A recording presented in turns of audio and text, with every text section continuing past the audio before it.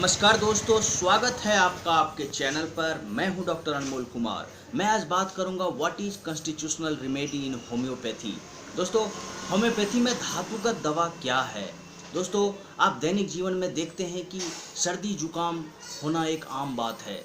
कई व्यक्ति को सर्दी जुकाम हो जाया करता है, बारिश होती है सर्दी जुकाम हो जाया करता है। दोस्तों, सर्दी जुकाम को हम एक्यूट डिजीज की श्रेणी में रखते हैं और एक्यूट केसेस में जो होम्योपैथी में दवाइयाँ हैं जैसे एकोनाइट, ब्राउनिया, हिपरसल्फ, दोस्तों इन सारी दवाइयों के प्रयोग से आपका सर्दी जुकाम ठीक हो जाया करता है। लेकिन कई बार आप एकोनाइट, हिपरसल्फ, ब्रोनिया का सेवन करते हैं और आपका यह डिजीज़ ठीक नहीं होता है। दोस्तों, यह जो रोग का बार बार लौट आना, इसे हम लोग कहते हैं कि यह रोग आपका क्रॉनिक हो गया। मतलब कि जो एक्यूट रोग था, जो एक्यूट डिजीज थी, जो नवीन रोग में गिनती की जा रही थी, वो अब पुराना हो गया और वह क्रॉनिक हो गया।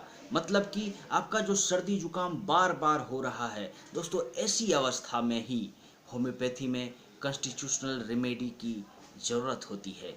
दोस्तों, इस बात से हम यह समझते हैं, इसका तात्पर्य हम यह निकालते हैं कि जो हमारा वाइटल फोर्स है, जो हमारी जीवनी शक्ति है, वो अब तक बहुत ही मध्यम गति से प्रतिक्रिया कर रही थी या फिर बड़ा ही धीमे गति से प्रतिक्रिया दे रही थी, जिसके कारण दोस्तों आपको बार बार उस रोग का आक्रमण हो रहा था और आप उससे पीड़ित हो रहे थे, और जिसके कारण वह रोग जो एक्यूट केस का रोग था वह क्रॉनिक हो गया।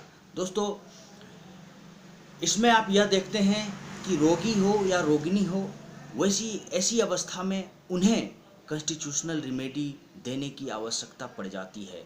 दोस्तों, होम्योपैथी में जो कॉन्स्टिट्यूशनल रेमेडीज़ हैं वो बहुत तेरे हैं, और दोस्तों इनमें जो मुख्य दवाइयाँ हैं वो है sulphur, lycopodium, Calcarea carb, phosphorus, capsicum. दोस्तों, ये सारी दवाइयाँ कॉन्स्टिट्यूशनल रेमेडी हैं, धातुगत औषधि हैं। धातुगत औषधि कहने का तात्पर्य यह है कि यह दवा मुख्य रूप से हमारे जीवनी शक्ति को दोस्तों पूर्ण रूप से एक्टिव कर देता है। यह जीवनी शक्ति को क्रियाशील बना देता है और यह सुस्त पड़ रही शारीरिक क्रियाओं को, शारीरिक शक्तियों को फिर से जागृत अवस्था में ला देता है, और दोस्तों यह वाइटल फोर्स को पूर्ण रूप से एक्टिव कर देता है।